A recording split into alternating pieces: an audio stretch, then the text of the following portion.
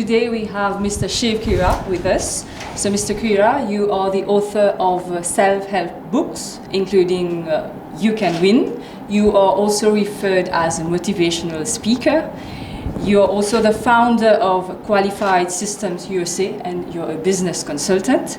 So Mr. Khera is with us in Mauritius for a one-day workshop, which will be held tomorrow at the Trianon Convention Center.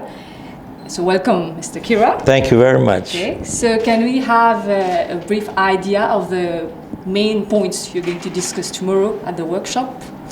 Well, we have a subtitle to my book, You Can Win, which says, winners don't do different things, they do things differently. And invariably people ask, what do they do differently? And two most important things that they do differently. One is, winners form the habit of doing things losers don't like to do. And bad habits come easy, but they're hard to live with. And before we got the habits got us.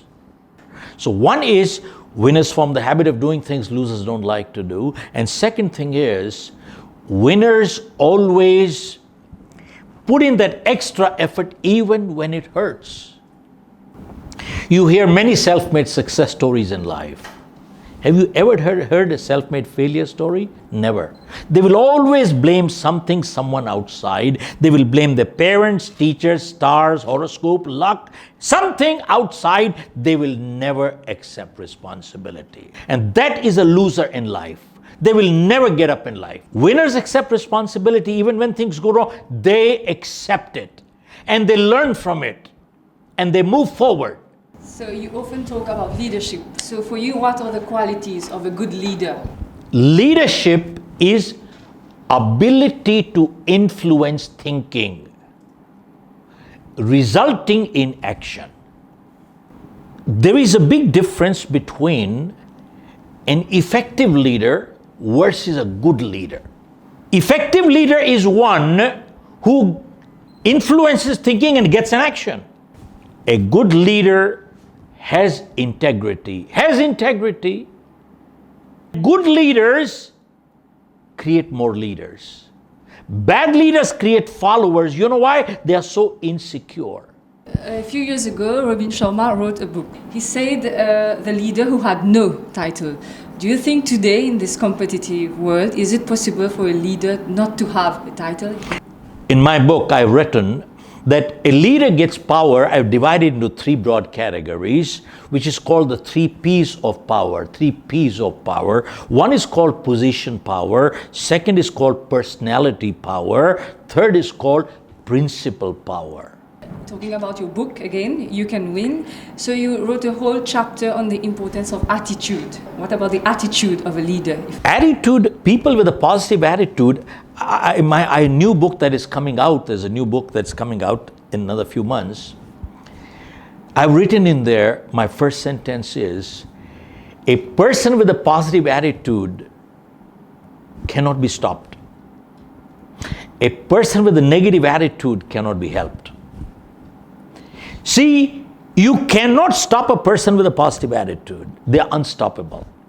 Whereas a person with a negative attitude cannot be helped. You've talked of attitude and the ability of leaders to convince others in the work environment or elsewhere. So would you say that these what we could call soft skills are more important for the leader than the academic qualifications or otherwise? In my opinion, these are crucial skills. And they're the hardest to get, by the way. Go check out all over the world. We don't have business problems, we have people problems. And when we take care of our people problems, most of our business problems are automatically resolved. And two, you notice one thing all through history, we are hired for our skills, but we are fired for our behavior. 3, the lower a person is in life, 90% of the time goes in technical skills, less than 10% people skills. If we talk about the term emotional intelligence, it has become very popular today in the corporate world. So is it also a key leadership skill? It is a crucial skill. In fact, it is more important than IQ. EQ is more important than IQ. Some of the brightest kids have the highest IQ. They commit suicides. So emotional understanding, balance is crucial. And how would you describe talent? Talent is skill. And what is skill? Skill is an ability. What is the difference between skill and competence? Skill is an ability, but competence is ability along with the willingness and the desire to do the job. There are many skillful people who are totally incompetent. You mentioned skills and competence, but what would you describe as the ingredients for a successful work culture, and how would you implement it? A good working environment is a conducive environment which inculcates values of integrity, good leadership, trustworthiness, hardworking, pride in performance, commitment. These are crucial traits. So last question about creativity and innovation. So do you think a good leader should be creative and innovative?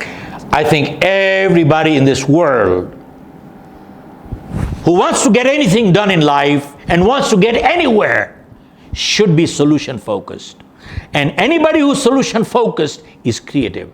The sad part is that our politicians have put in place the education system which is absolutely failing our citizens. Because 90% of what is being taught in schools and colleges, you never end up using in real life. And 90% that is required in real life is not being taught. And that is sad. We need to reverse the process.